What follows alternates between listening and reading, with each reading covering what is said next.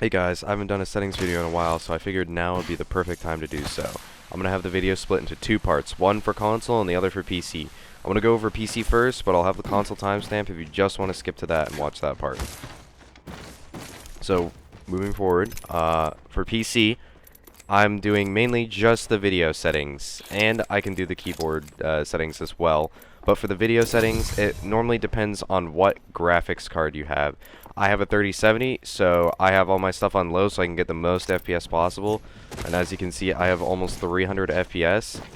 And so I really wouldn't recommend having your video settings like high at all if you want the best performance possible. But if you have like a $6,000 PC or like a godly PC basically, you could have it on all the best settings to make your game look the best possible, but I really don't recommend that, if I'm completely honest. Like a lot other videos, if you look at them for settings, also don't recommend that. It's just like, it's not worth it. It's too much stress on your rig most of the time. So these are all my video settings. Everything's on low disabled. I do have NVIDIA Reflex on enabled plus boost, so that way there's more responsive time, but other than that, that's the only setting as well. I have my FOV at 104 as well. I do highly recommend 104 FOV over 110. I know it sounds crazy, but I've been playing 110 most of my life. I swapped to 104, and 104 it's really good. And I also wouldn't recommend putting your brightness too high because you're just gonna hurt your eyes a ton. I have mine at 61%, and it works perfectly fine for me.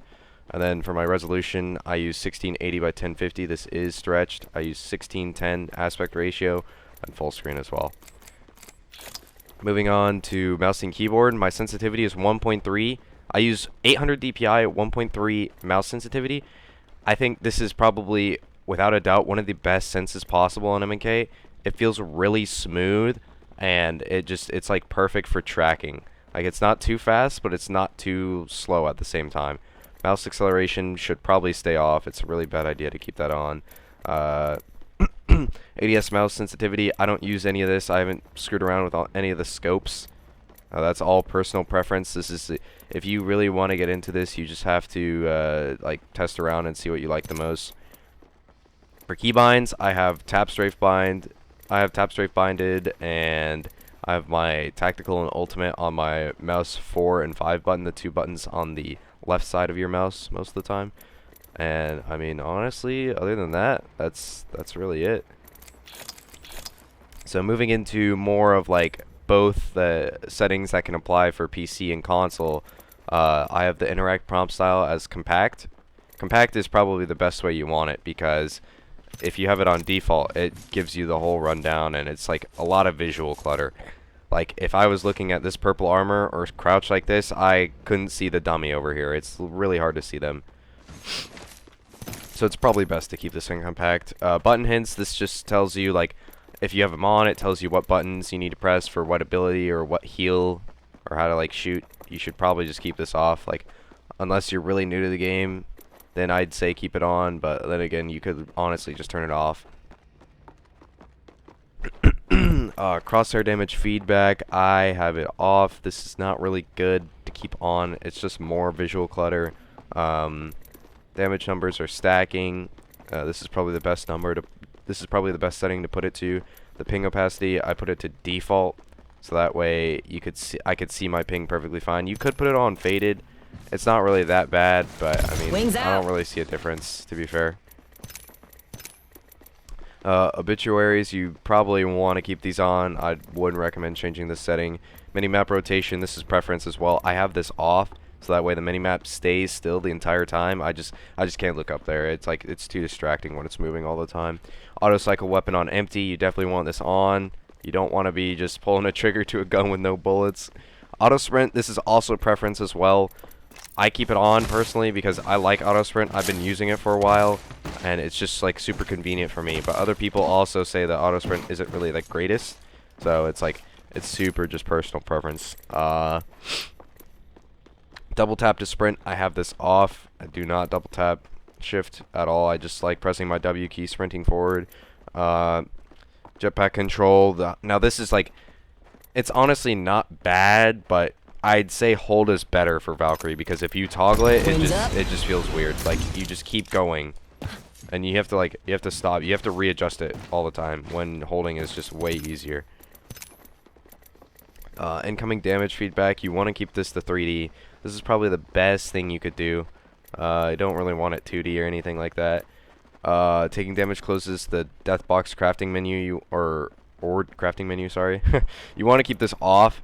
I know it may seem like a good thing to have it on, so that way when you get shot, you're immediately out of it and you can go out, but it's better to not do that, because like if you're in a dire situation and you need an armor swap, you need to be able to get back in that box, and like if you have to take like 20 damage or like 50 damage for it, then like go for it. So I definitely like recommend, like I used to not use this setting, but it's definitely worth turning off, like for sure. Like you just gotta get used to it. It'll take a little time, but yeah. And then this will show you whether the hop up is attached to the weapon. I just have it off, because I mean it's not really much you have to see. Like if you have a hop up that you know you need and you just attach it to your weapon, it's fine. Streamer mode, I have this off.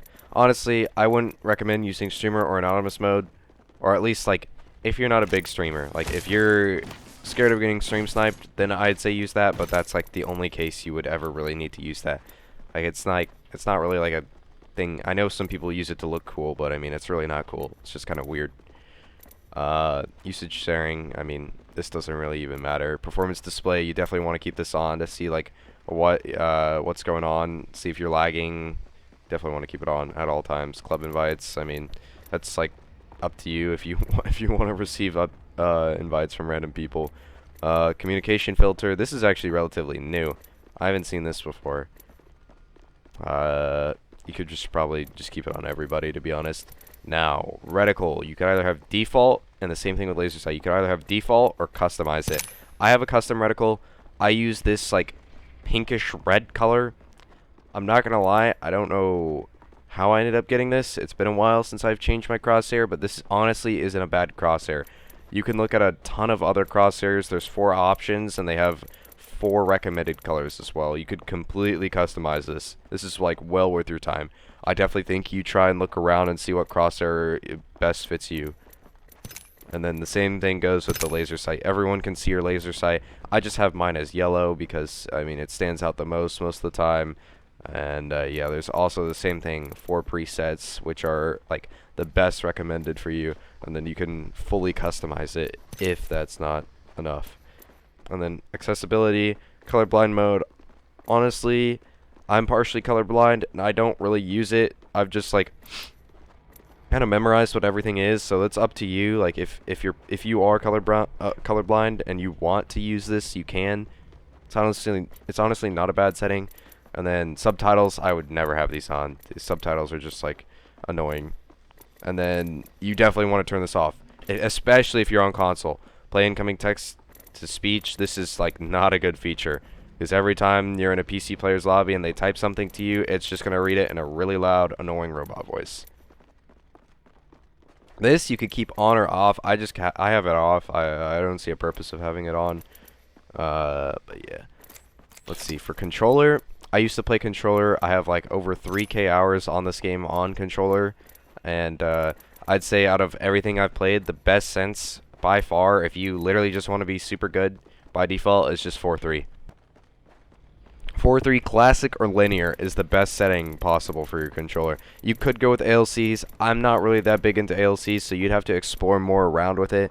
Like I couldn't really help much with it. But yeah. There's some pretty good ALC guides on YouTube too, if you're interested in looking into them more. Response curve, like I said, linear classic is probably your best bet. All these others, steady, fine aim, high velocity, these are all basically the 3 in the middle are just really like weird. High velocity is probably the worst. And look dead zone. Now this is for you if you have stick drift. I would keep this off most of the time if you don't have it. But if you do, you can turn it on. I mean, it's not bad. It doesn't change much. But at least it fixes the stick drift for you, kind of. And then you always want to keep vibration off, an inverted look, unless like you play the game inverted somehow, then I would turn it on. But if you don't, then don't. It's really weird. Moving into the last category would be audio. I normally don't keep this at 100. I know everyone jokes about Apex having bad audio, but like, I just don't want Apex blasting my ears out, so I just keep it at 78. That's honestly not bad. Output device, I keep it as system default. I keep voice chat input device and output both system default. You should probably leave it at that too. Push to talk, you please put it to push to talk. Do not use open mic. I have had so many randoms just ripping the open mic. I can hear the entire household behind them. I can hear their dog, their baby, their mother, their wife, their everyone. I can hear everything. I don't want to hear it. So just please, for the sake of everyone's ears, just push to talk. It's the way to go. Trust me. Open mic record threshold, I mean, this doesn't really matter. It normally has a default setting for you based off how loud your mic is, so you should be fine. You don't have to change that. You could change voice chat volume. If you don't want to hear anyone voice chat, you could just turn it all the way down, or it depends, like, if you want to hear them, just turn it all the way up. It's, like, preference, whether you care or not. And then for sound effects volume, I always want to keep sound effects all the way up. Dialogue, I just keep it all the way up. Music volume, I don't really like listening to the Apex music, so I just turn it all the way down. And lobby music, I'll keep it on a little bit, because I guess why not.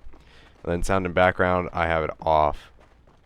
But this, it's honestly not a bad setting, because I didn't realize until a few weeks ago that by sound and background, it means when you're tabbed out, your Apex will still be making it'll still be like you're tabbed in, essentially. So it might not be a bad setting to have. Like if you get bored waiting for queues, you could have it on, and then whenever your queue pops and you're in game, it'll make the noise. Other than that, that's my best settings for season 6 so far, or season that's my best settings for season 16 so far. Hey, I appreciate it. If you watched the video and enjoyed it, please make sure to like and subscribe, and let me know what you think in the comments down below. Thank you, guys.